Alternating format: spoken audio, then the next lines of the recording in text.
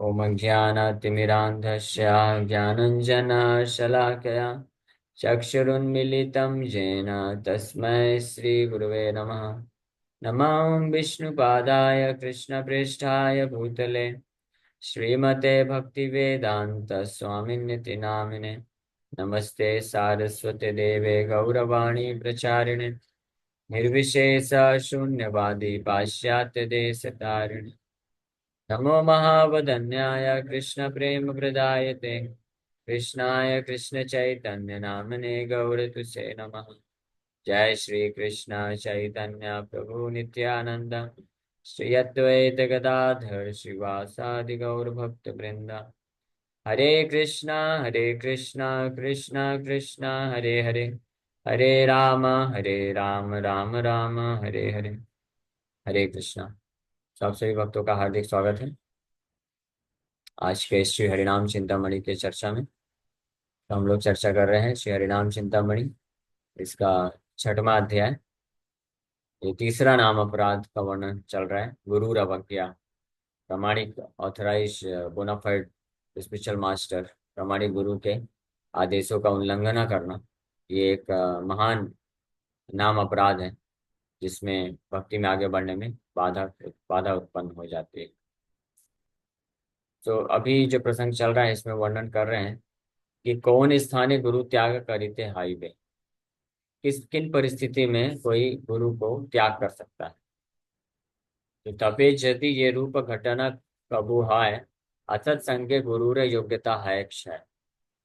कि अगर असत संग करने से जो गुरु होते हैं वो भक्ति मार्ग से विचलित हो जाते हैं और नाम अपराधी बन जाते हैं और फिलॉसफी, वैष्णव फिलॉसफी से डेविएट होकर के मायावाद का आश्रय ले लेते हैं, तो ऐसे गुरु को फिर त्याग देना चाहिए और एक अन्य भगवान श्री कृष्ण की कृपा से अन्य किसी सद गुरु शुद्ध वैष्णव का आश्रय लेकर के वापस से शुद्ध नाम जप करने के लिए प्रेरित हो जाना चाहिए। से ही गुरु छाड़ी शिष्य श्री कृष्ण कृपाए सदगुरु लभिया पुनः शुद्ध नाम गाय। यहाँ तक चर्चा किया। अभी गुरु शिष्य संबंधेर पूर्वे ही परस्परेर परीक्षा। इसीलिए शास्त्रों के अनुसार गुरु और शिष्य का जो संबंध है वो बनने के पहले एक दूसरे को टेस्ट और एग्जामाइन करना चाहिए, परस्पर परीक्षा लेना चाहिए, है ना। ब्लाइंड फॉलोइंग को कंडेम किया गया है शास्त्रों में, अंधविश्वास को जो है प्रेरित नहीं किया गया है, लेकिन जो रीजनेबल फेथ है वो रखना चाहिए। तो एग्जामिनेशन के बाद, परीक्षण करने के पश्चात अगर योग्य गुरु मिल जाए तो फिर आंख मूंद करके उनको समर्पण करना चाहिए। ये भी बात है। अगर ये प्रमाणित हो जाए कि ये गुरु शुद्ध वैष्णव है, प्रमाणिक गुरु हैं, भगवान के शुद्ध भक्त हैं, भगवान को पूर्ण रूप से समर्पित हैं और इनकी जो शिक्षाएं हैं पूर्णतः जो है शास्त्र सम्मत है, साधु गुरु शास्त्रों से सम्मत है, तो फिर ऐसे गुरु के फिर आदेशों का पालन, मार्गदर्शन का पालन जो है आंख मूंद के कर लेना चाहिए, पूर्ण पूर्ण श्रद्धा के साथ कर लेना चाहिए। लेकिन उसके पहले, गुरु स्वीकार करने के पहले ये किस प्रकार का परीक्षण करना चाहिए इसका वर्णन कर रहे हैं। अगर वो कोई नहीं करता है तो उसका क्या परिणाम ये भी बताएगा। उसी प्रकार से गुरु को भी शिष्य बनाने के पहले, यानी किसी को उपदेश देना है नहीं देना है ये जानने के पहले देखना चाहिए कि वो योग्य है कि नहीं। इसका वर्णन करने जा रहे हैं।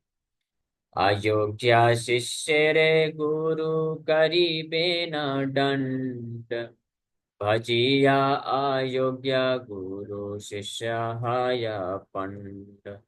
A spiritual master who accepts an unqualified disciple is eventually punished. A disciple who worships a person not qualified to be a spiritual master becomes lost. अगर कोई आध्यात्मिक गुरु है, प्रामाणिक गुरु ही क्यों ना हो, वो अगर किसी अयोग्य शिष्य को स्वीकार कर लेते हैं तो इसके लिए उनको भी पनिशमेंट मिलता है, दंड मिलता है। क्या दंड मिलता है वो आगे बताया जाएगा। वो भी पनिशमेंट के भागीदारी हो जाते हैं। उसी और दूसरी ओर जो शिष्य होते हैं, अगर कोई योग्य गुरु नहीं है और उसको समर्पण कर लेते हैं, उसको पूजा करते हैं, तो ऐसे अयोग्य गुरु जो कि क्वालिफाइड नहीं है उनका आश्रय लेने से ऐसे शिष्य का पतन हो जाता है, वो लॉस्ट हो जाता है। भवसागर में वैसे ही फंसा हुआ है और भवसागर में गहराई से जाके फंस जाता है। तुम्हेरा योग्यता यत दिन स्थिर राय, परस्पर संबंध का खन त्यजना। If the spiritual master and disciple are both qualified, their relationship not be abandoned. अगर गुरु प्रमाणिक हैं, योग्य हैं, और शिष्य भी प्रमाणिक और योग्य है, तो दोनों के बीच के संबंध को कभी छोड़ना नहीं चाहिए। यानी अगर योग्य शिष्य है तो कितना भी माया में कभी पड़ जाए, पतित हो जाए, या कैसा भी प्रकार का स्थिति में चला जाए, गुरु को कभी उसको त्याग नहीं करना चाहिए, छोड़ना नहीं चाहिए, रिजेक्ट नहीं करना चाहिए, उसको हमेशा प्रेरित करना चाहिए। और अगर प्रमाणिक गुरु, योग्य गुरु है, अ, गुरु प्रमाणिक है, योग्य है, और शास्त्र के अनुसार सिद्धांतों को पालन कर रहा है, तो शिष्य को भी कभी ऐसे गुरु को त्यागना नहीं चाहिए। और वो एक महान अपराध होता है। ये दोनों ही बहुत महत्वपूर्ण चीज है। तो जब तक दोनों योग्य हैं तो एक दूसरे को त्याग करने पे ये एक शास्त्र अनुचित व्यवहार हो जाता है। शुद्ध गुरु परीक्षा करिया वरण करीबे, testing and examining him and finding him to be a shuddha guru, pure spiritual master, the prospective disciple should accept. तो शुद्ध गुरु, शुद्ध वैष्णव को प्राप्त करके, उसका एग्जामाइन करके, टेस्ट करके, व्यक्ति को उनको अपने गुरु के रूप में स्वीकार कर लेना चाहिए। सद्गुरुर प्रति जेयी अवज्ञा आचरे, से पापिष्ठ अपराधी सर्वत्र संसारे। A person who disobeys his bona fide spiritual master is the greatest sinner and the greatest offender in the world. अगर कोई प्रमाणिक गुरु है, योग्य गुरु है, और उनके प्रति कोई जो शिष्य होता है अपराध करता है, उनकी आज्ञा का उल्लंघन करता है, डिसोबे करता है, अनादर करता है उनका, या निंदा करता है, उनकी बातों को नहीं मानता है, डिसरिस्पेक्ट करता है, तो ऐसा जो शिष्य होता है वो सबसे बड़ा पापी या सबसे बड़ा अपराधी होता है। ये सबसे, इसलिए सबसे बड़ा नाम अपराध गुरु अवज्ञा बताया गया, to disobey the spiritual master, आध्यात्मिक गुरु के इंस्ट्रक्शंस को। लेकिन कैसे आध्यात्मिक गुरु? जो पूर्ण रूप से प्रामाणिक है, शुद्ध परंपरा को फॉलो कर रहे हैं, शिक्षाओं को। अतएव प्रथमे विशेष यत्नकारी, शुद्धा भक्ते लाई बिना गुरु रूपे वरी। इसलिए प्रारंभ में ही बड़े से विशेष प्रकार से परीक्षण करके, स्पेशल केयर के साथ समय ले लेना चाहिए, समय लेकर के, समय लेना पड़े तो ले लेना चाहिए, और किसी शुद्ध भक्त को गुरु के रूप में स्वीकार करना चाहिए। लेकिन अगर एक बार कोई शुद्ध भक्त प्रमाणिक गुरु के रूप में प्राप्त हो गए हैं, तो फिर उनका त्याग किसी स्थिति में नहीं किया जा सकता है, और ना ही उनके आदेशों का उल्लंघन किया जा सकता है। उनको पूर्ण रूप से समर्पण करके फिर कृष्ण की भक्ति में आगे बढ़ना चाहिए।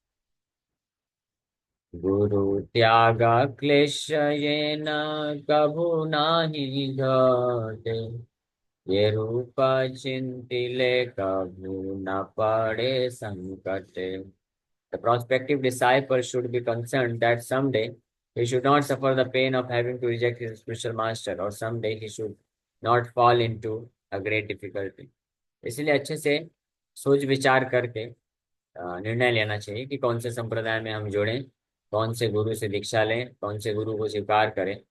अगर ये कोई नहीं करता है और केवल सेंटिमेंटल होकर के, भावुकता बस, ये सोच करके कि ये गुरु बहुत इन्फ्लुएंसर है, बहुत प्रभावी हैं, इनके बहुत सारे फॉलोवर हैं, यूट्यूब में इतने सारे फॉलोवर हैं और इतनी इनका गुणगान होता है, केवल ये सोच करके अगर कोई भावुकता बस उनसे दीक्षा ले लेता है, गुरु स्वीकार कर लेता है, फिर बाद में पता चलता है ये तो मायावादी निकले और इनका तो कोई संप्रदाय से कोई कनेक्शन ही नहीं है, हाँ, और या बाद में पता चलता है कि कुछ स्कैंडल हो गया, तो फिर इस प्रकार का जब चीजें हो जाती हैं तो हृदय को बहुत आघात होता है, हाँ, और दर्द होता है। तो इस प्रकार के अपने कष्ट से अपने आप को बचाने के लिए व्यक्ति को तो समझ करके निर्णय लेना चाहिए। ऐसे हो चुके हैं केसेस हमारे इतिहास में, ऐसे होते हैं कि ऐसे बहुत सारे कुछ लोग होते हैं, ढोंगी गुरु होते हैं, साधु होते हैं, जो बहुत प्रभावशाली होते हैं, किसी परंपरा से कोई कनेक्शन नहीं है, कोई गीता भागवत की जो है भक्ति में जो है प्रचार नहीं करते हैं, व्याख्या नहीं करते हैं, लेकिन बड़े इन्फ्लुएंशियल होते हैं, थोड़ा कुछ जादू करना जानते हैं, तो उनसे प्रभावित होकर के बड़े बड़े सेलिब्रिटी लोग उनसे जो है गुरु बना लेते हैं, दीक्षा बना ले लेते हैं। फिर बाद में पता चलता है कि वो गुरु जो है कोई स्कैंडल में फंस गया, कोई घोटाला कर दिया, या कुछ कुछ गड़बड़ हो गया।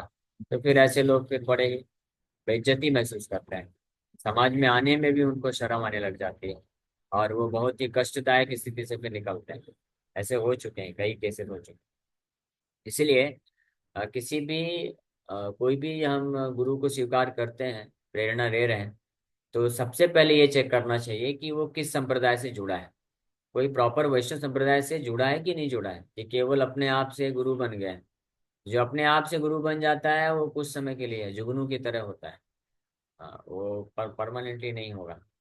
इसलिए ये पता करना चाहिए। और दूसरी बात, फिर दूसरा टेस्ट लेना चाहिए कि वो ठीक है, बोनाफाइड संप्रदाय प्रामाणिक संप्रदाय से तो जुड़ा है।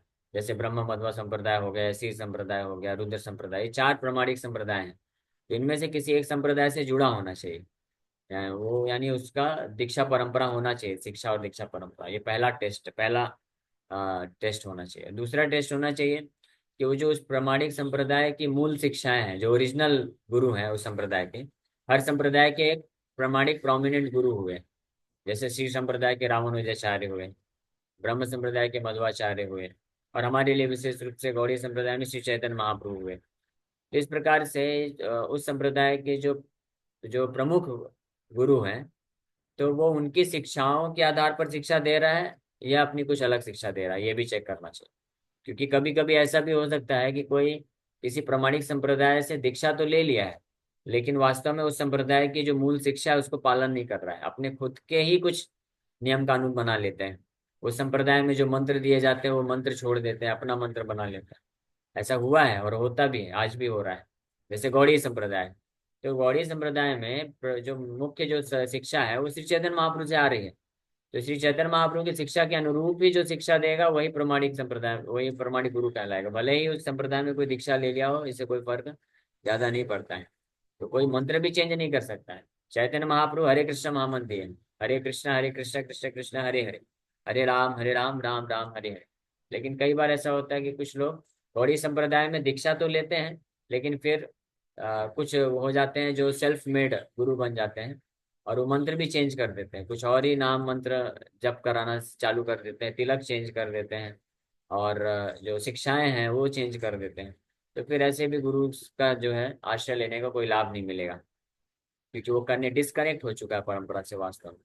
इसलिए बड़े स्पष्ट रूप में वो देखना चाहिए कि प्रामाणिक संप्रदाय में आना चाहिए, और उसकी जो शिक्षाएं हैं वो उस संप्रदाय की मूल शिक्षाओं पे आधारित होनी चाहिए। और तीसरा महत्वपूर्ण चीज है कि वो खुद उन शिक्षाओं को पालन करता हुआ होना चाहिए, भगवान को पूर्ण रूप से समर्पित भक्त होना चाहिए, और स्ट्रिक्टली जो नियम होते हैं उसको पालन करना चाहिए, माया से मुक्त होना चाहिए।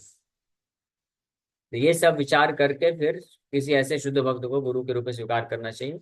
नहीं तो अन्यथा जो शिष्य भावुकतावश किसी को गुरु स्वीकार कर लेंगे, बाद में कालांतर में फिर उनको कष्ट की अनुभूति करना पड़ेगा, जब उनको पता चलेगा कि वो जो गुरु है वो योग्य नहीं। इसलिए गुरु का परीक्षण करना जरूरी है। गुरु यथा भक्तिहीना शिष्य तार प्राय, अतएव शुद्ध गुरु लभे परीक्षाय। As the prospective disciple tests and examines the prospective spiritual master to see if he possesses true devotion or not, similarly the prospective spiritual master should also test and examine the prospective disciple. तो अभी तो गुरु का बताए कि जैसे शिष्य को गुरु बनाने के लिए गुरु का परीक्षण करना चाहिए, उसी प्रकार से गुरु को भी, जो प्रामाणिक गुरु हैं उनको भी प्रामाणिक शिष्य ढूंढना चाहिए। जो प्रामाणिक शिष्य हैं उनको ही दीक्षा देना चाहिए, और उनको टेस्ट करना चाहिए, तब जो है दीक्षा देना चाहिए। इसलिए ये नियम बहुत जरूरी है।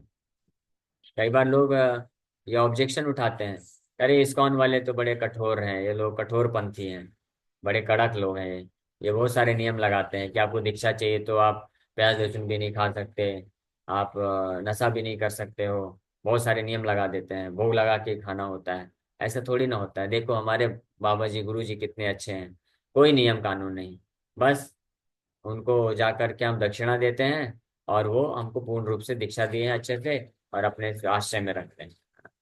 तो ऐसे ऐसे गुरुजी और चेलों का क्या क्या नतीजा होता है, ये ऑलरेडी वर्णन किया जा चुका है। दोनों का नरक में हिसाब किताब फिर टेक केयर किया जाता है। तो प्रमाणिक गुरु मतलब वो जो शास्त्र के सिद्धांत है उससे कभी कॉम्प्रोमाइज नहीं कर सकते हैं। शास्त्र में जो बताया गया है उसको पालन करना ही करना है। भले ही 1000 शिष्य नहीं मिलेंगे, एक शिष्य मिलेगा, that's all right, no problem. Srila Prabhupada ji America में गए तो कुछ ढोंगी साधु लोग हुए वहां पे, सन्यासी थे।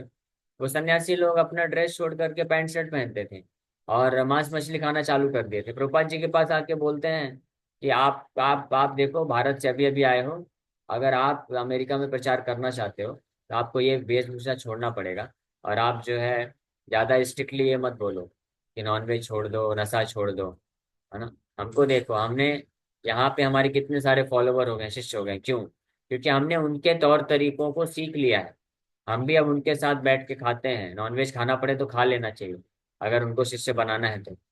प्रभुपाद जी बोले कि मैं यहाँ पे अमेरिका में इनके तौर तरीके सीखने के लिए नहीं आया हूँ। मैं यहाँ पे अपने गुरु महाराज श्रील भक्ति सरस्वती ठाकुर महाराज प्रभुपाद का आदेश का पालन करने के लिए आया हूँ। और मेरा एक ही मात्र कंसर्न है कि मैं उनके आदेशों का ठीक ठीक तरीके से पालन अगर कर पा रहा हूँ तो चाहे कोई भी स्वीकार न करे, तब भी मैं अपने आप को सफल मानूंगा। तो इस पूरे श्रद्धा के साथ प्रभुपाद जी गए और विदाउट कम्प्रोमाइज, बिना कम्प्रोमाइज किए, ये जो 4 नियम है इसको इंट्रोड्यूस कर दिए। No meat eating, no gambling, no intoxication, no illicit sex, that's all. ये स्पष्ट रूप में प्रभुपाद जी बता दिए। प्याज लहसुन भी नहीं खाना है, चाय कॉफी भी नहीं पीना है, किसी भी प्रकार का जुआ सट्टा नहीं खेलना है, कोई भी प्रकार का मांसाहार अंडा नहीं खाना है, और किसी भी प्रकार का अवैध स्त्री पुरुष संबंध नहीं रखना है। प्रभुपाद जी जब गए, जिन लोगों को प्रचार किए वो सब हिप्पी लोग थे। हिप्पी जो है उनके गर्लफ्रेंड बॉयफ्रेंड होते थे। तो प्रभुपाद जी जब दीक्षा दीक्षा देने के पूर्व स्पष्ट बता दिए कि अगर आप दीक्षा लेना चाहते हो तो या तो आप आपकी गर्लफ्रेंड को छोड़ दो और ब्रह्मचारी सन्यासी बन जाओ, और अगर आप नहीं छोड़ सकते हैं तो उसके साथ विवाह कर लो, और एक के साथ गृहस्थ में हस्बैंड वाइफ बन के आप कृष्णा भावना भावित होकर के आगे बढ़ो, है ना। ये काम नहीं कर सकते आप कि साथ में कितनी कितनी भी गर्लफ्रेंड रखो और साथ में आके भक्ति करो, दैट इज नॉट अलाउड। स्पष्ट प्रभुपाद जी बता दिए। उसमें से कई लोग छोड़ के चले भी गए। प्रभुपाद जी के इस बात को कुछ लोगों को नहीं जमा। वो बोले ये स्वामी जी बहुत रिस्ट्रिक्शन डालते हैं, बोलते हैं कि आप एक से ज्यादा गर्लफ्रेंड नहीं बना सकते, आपको अगर रहना तो विवाह करो, ये सब हमसे नहीं पालन। तो नहीं होगा तो ठीक है, जाओ, नो प्रॉब्लम, आपके लिए अलग लोग बैठे हैं, आप उनका जाके आश्रय ले लो। इसलिए प्रभुपाद जी कंप्रोमाइज नहीं किए और शुद्धता के साथ प्रचार किए। और उसका नतीजा क्या हुआ, हम देखते हैं कि लाखों लोग फिर धीरे धीरे कृष्ण भक्ति को स्वीकार भी किए और कई लोग सिंसियर बन रहे हैं। इसलिए प्रभुपाद जी बोले one moon is better than thousands of stars. सैकड़ों हजारों हजारों सितारों से ज्यादा अच्छा एक मून है, एक चंद्रमा है। यानी किसी एक व्यक्ति को भी अगर पूर्ण रूप से शुद्ध भक्त बना के भगवत धाम में भेज दिया तो मेरा मिशन सक्सेसफुल, कोई दिक्कत नहीं। ऐसे हजारों लाखों शिष्य बना करके लोकप्रिय बनने से ज्यादा अच्छा है कि किसी एक जन को शुद्ध भक्त बना करके भगवान के धाम भेजना है। सो ये इसलिए गुरु जो होते हैं कभी कंप्रोमाइज नहीं करते प्रिंसिपल में, वो स्पष्ट बताते हैं अपने शिष्यों को। और इसलिए ये भी ध्यान रखना चाहिए कि हमारे इस्कॉन में स्पेशली जितने भी दीक्षा गुरु हैं वो स्ट्रिक्टली श्रील प्रभुपाद जी को पालन करते हैं। और वो स्पष्ट दीक्षा देने के पूर्व स्पष्ट बताते हैं कि ये नियम है, इसको पालन कर रहे हैं तभी आप शिष्य हैं। तो इसलिए अगर कोई शिष्य बनता है और दीक्षा लेता है तो वो इस बात का एग्री करके लेता है कि हाँ ये नियम हम पालन करेंगे, हम 16 माला कम से कम हरे कृष्ण महामंत्र का जप करेंगे, 4 नियमों का हम गहराई से सख्ती से पालन करेंगे। ये कंडीशन पे दीक्षा लेता है।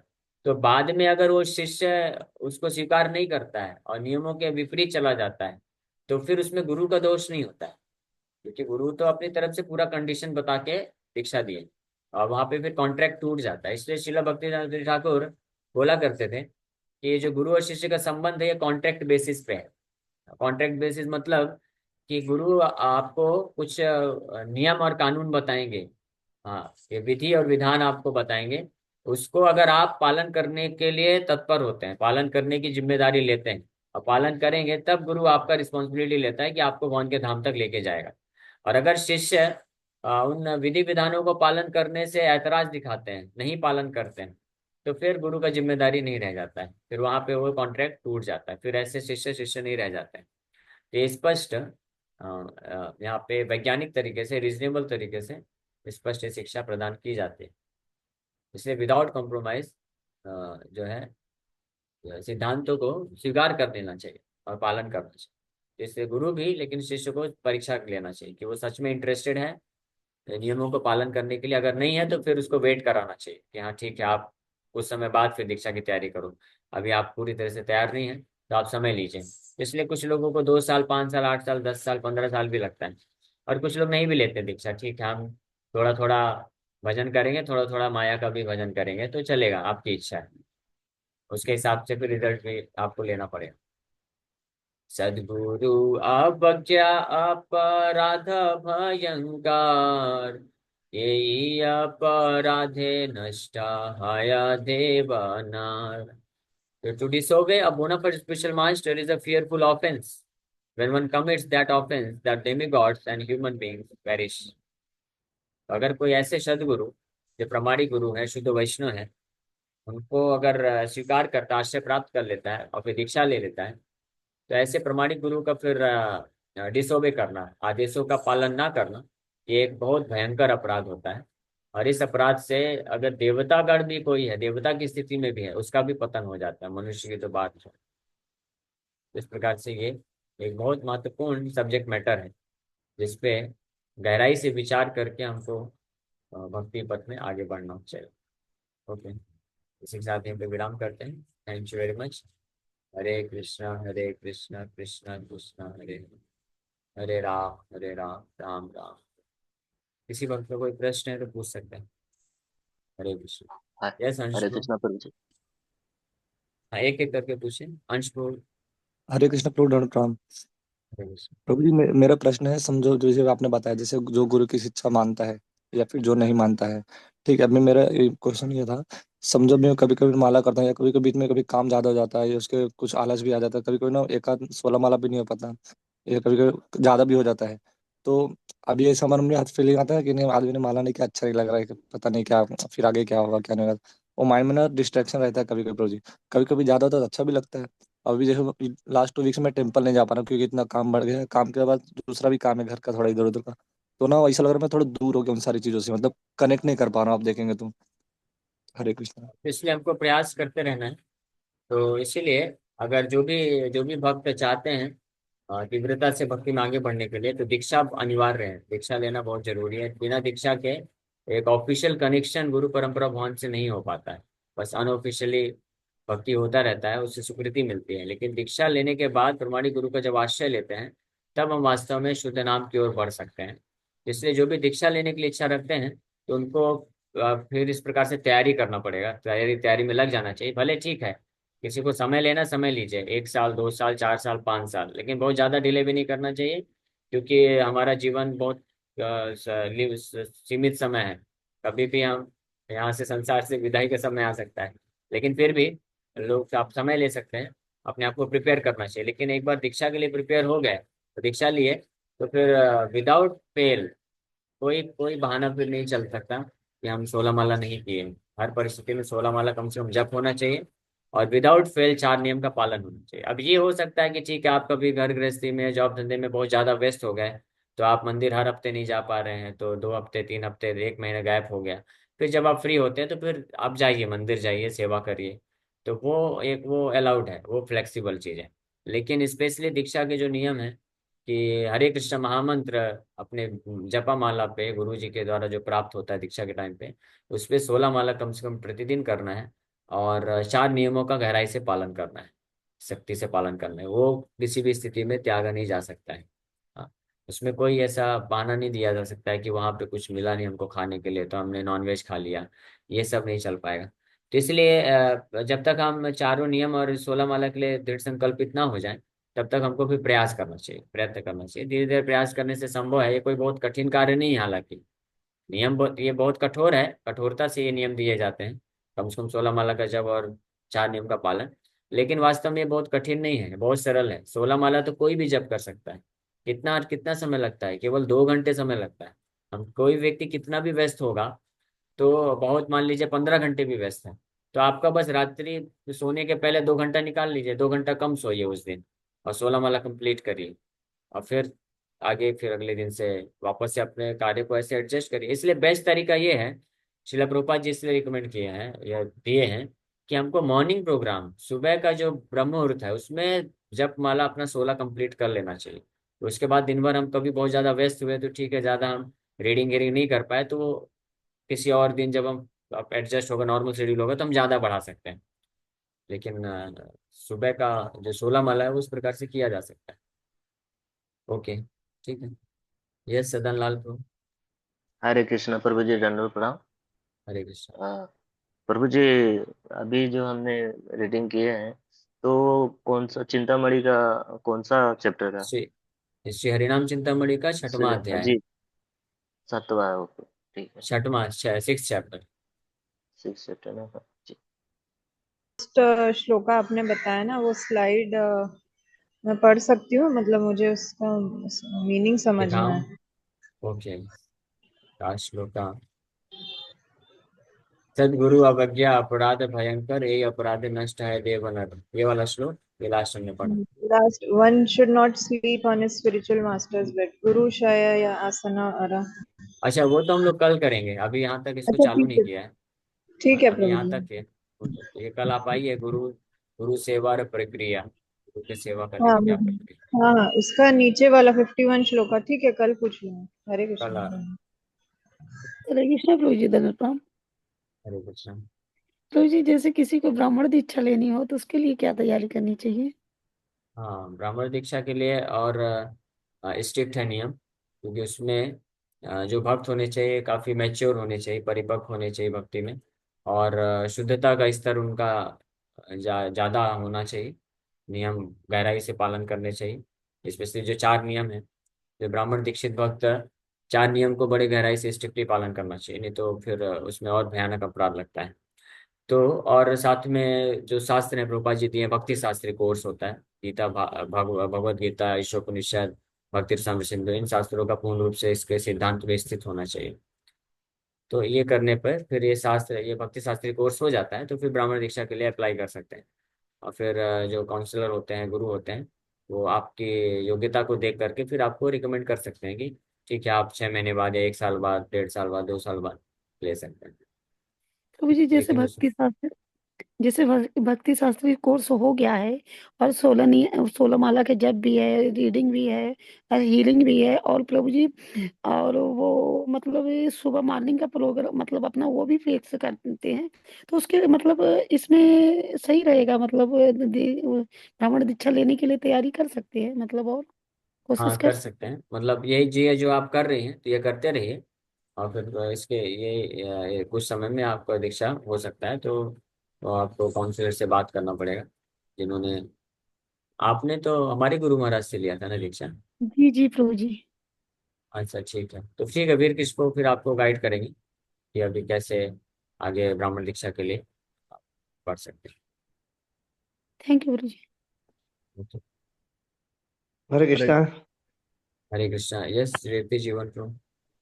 प्रभु जी, कहीं कहीं मैंने देखा हूँ, जैसे मैं मेरे गांव जाता हूँ राजस्थान कभी कभी, तो मुझे वहां से दिखता है, तो मैं तो खैर जाता नहीं हूँ, लेकिन फिर भी मैं वहाँ के लोगों को देखता हूँ, तो वहाँ एक गुरु महाराज का संप्रदाय है जो 10 पीढ़ी से चला आ रहा है। तो वो लोग क्या करते हैं, क्योंकि हर एकादशी के दिन जैसे अपनी 11 आती है, उस दिन वहाँ गुरु महाराज के पास जाते हैं, तो गुरु महाराज उनको एक माला देते हैं, कान में एक मंत्र देते हैं, लेकिन वो जांचते नहीं है कि ये बंदा क्या कर रहा है, क्या प्रचार कर रहा है, क्या भक्ति कर रहा है। तो फिर ऐसे लोगों का क्या होगा प्रभु जी? लेकिन उनकी आस्था बराबर है, मंदिर है, हरि मंदिर बोल के नाम है यहाँ पे, बहुत नहीं बड़ा नहीं, मंदिर आस्था है। बस से निर्भर नहीं होता है। उसे उसके लिए तो भक्तिनाथ ठाकुर स्पष्ट बता रहे हैं कि ऐसे गुरु जो अनक्वालिफाइड डिसाइपल, अयोग्य शिष्य को दीक्षा देते हैं, तो ऐसे गुरु को भी नरक जाना पड़ता है।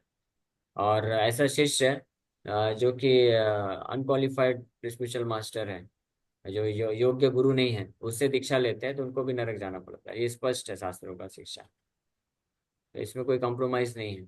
एक गुरु की क्या योग्यता है ये हम लोग चर्चा किए हैं, वो योग्यता देख करके ही दीक्षा लेना चाहिए। और शिष्य का क्या योग्यता होना चाहिए, उस योग्यता होने पर ही उसको दीक्षा देना चाहिए। या अगर कोई शिष्य को दीक्षा दे देता है लेकिन वो योग्य नहीं है, उसके हृदय में कोई ऐसी इच्छा ही नहीं है कि मुझे भक्ति करना है, नियमों का पालन करना है और भक्ति में आगे बढ़ना है, तो फिर ऐसे ऐसे शिष्य को दीक्षा देने का कोई अर्थ नहीं है। उसको वेट करना चाहिए, फिर गुरु को उनको जो है वेटिंग लाइन लिस्ट में डालना चाहिए कि हाँ ठीक है, आप अभी क्लासेस अटेंड करते रहो, आते रहो मंदिर, सेवा करते रहो। धीरे धीरे जब आपकी इच्छा प्रबल हो जाए, आप गहराई से पालन कर सको सारे नियमों का, तब आप दीक्षा ले सकते हैं। तो प्रभु जी फिर ऐसे भक्तों का वेस्ट ऑफ टाइम और वेस्ट ऑफ भक्ति हो रही है क्या फिर? बोल सकते हैं इन वन सेंस से वेस्ट ऑफ टाइम, वेस्ट ही है। क्योंकि वास्तव में जो भी इस प्रकार से दीक्षा लेता है या देता है, तो उनका उद्देश्य फिर आध्यात्मिक प्रगति नहीं रह जाता है, वो कुछ और उद्देश्य से ये कार्य करते हैं। ऐसे हम्म। कई बाहर के संप्रदाय में, बाहर के संप्रदाय नहीं बोलेंगे, जो बिना किसी संप्रदाय के होते हैं, कुछ ऐसे ढोंगी साधु लोग होते हैं, वो इस प्रकार से खुलेआम हजारों लाखों की संख्या में दीक्षा देते हैं। तो जब कभी उनसे मुलाकात नहीं हुई, शिष्य को जानते भी नहीं है, शिष्य कभी मिले भी नहीं है, और दीक्षा देने के बाद भी कोई उनको आता पता नहीं है कि शिष्य क्या कर रहा है, कहाँ पे है, कुछ कर रहा है कि नहीं कर रहा है। वो बस अपना नाम बढ़ाने के लिए, लोकप्रियता को पाने के लिए ऐसे जो शिष्य बनाते हैं, तो उनको निश्चित रूप में नरक जाना पड़ता है। क्योंकि गुरु का ये बिजनेस नहीं है कि अपने आप को नंबर ऑफ फॉलोवर्स बनाने के लिए दीक्षा देना, ये गुरु का धंधा नहीं है। अगर इस्कॉन में ऐसा किया जाए ना, तो लाखों करोड़ों की संख्या में लोग हो जाएंगे, दीक्षा ले जाएंगे, लेकिन इस्कॉन में ऐसा बिल्कुल भी नहीं। जितने भी दीक्षा गुरु हैं वो स्ट्रिक्टली इस बात को पालन करते हैं कि जो शिष्य, जो प्रोस्पेक्टिव कैंडिडेट है, वो नियम का पालन करना चाहिए। खत्म खत्म भैया। ओके ठीक है, तो इस थैंक समय यू हो गया, प्रभु, तो विराम। थैंक यू हरे वेरी मच। कृष्ण, हरे कृष्ण, हरे कृष्णा प्रभु जी, धन्यवाद प्रणाम। मेरा भी एक हरे क्वेश्चन कृष्ण। था। अच्छा आ, ठीक है, पूछिए, जल्दी पूछिए। प्रभु जी, जैसे हम चैंटिंग करते हैं तो जरूरी कि हम मतलब जैसे माला लेकर ही चैंटिंग करें, मतलब जैसे अगर किसी भी टाइम हम अपने मुंह से या कर से कर सकते हैं? कम से कम 16 माला का जप जो है वो माला पे करना चाहिए, और स्पेशली जो दीक्षित भक्त हैं उनके लिए तो ये जरूरी है, कंपलसरी है कि जो गुरु जी से जो माला प्राप्त हुआ है उसमें 16 माला का कम से कम जप कंप्लीट करें। और फिर हम अगर बाहर ऐसी परिस्थिति में हैं जहाँ पे माला नहीं रख सकते हैं, तो आप काउंटर रखिए, उसमें काउंट करके करिए। लेकिन अगर वो भी संभव नहीं है क्योंकि आपके हाथ भी व्यस्त हैं, तो मुंह से ऐसे नाम ले करके कर सकते हैं, उसमें कोई दिक्कत नहीं। जी प्रभु जी, ठीक है। मतलब जैसे हम घर पे तो रहते हैं और कहीं भी जाते हैं तो लेकर ही जाते हैं, मतलब कभी कभी ऐसा इम्पॉसिबल हो जाता है कि हम वो चीज नहीं कर पाते माला से, तो कर तो से। कोई दिक्कत नहीं, कर से कर सकते हैं, हाथ में भी काउंट करके करिए, और मुंह से हमेशा भी बोलते रहिए, जब करते रहिए, नो प्रॉब्लम। ठीक है। लेकिन जी सो प्रभु। कोशिश करिए कि पूरे दिन में समय निकाल के माला में 16 माला कंप्लीट करने का ये कोशिश करना चाहिए।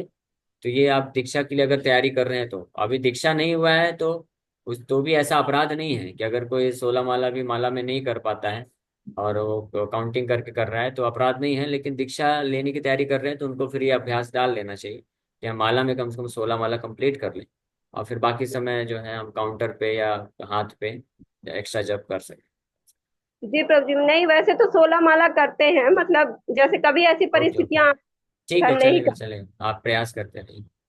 जी ठीक है प्रभु जी, हरे कृष्ण। यस सदन लाल को। हाँ, हरे कृष्णा प्रभु जी।